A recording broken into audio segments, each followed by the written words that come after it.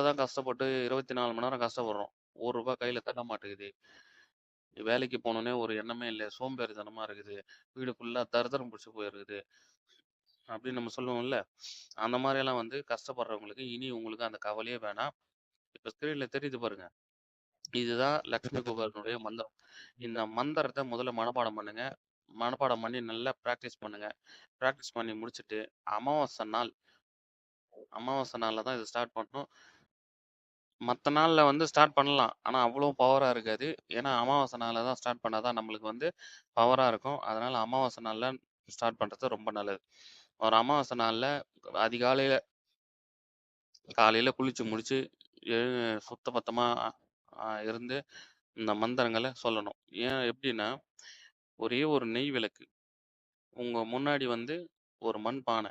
அந்த பானை ஃபுல்லா தண்ணி இருக்கணும். வெத்தல, பூ, பழம்,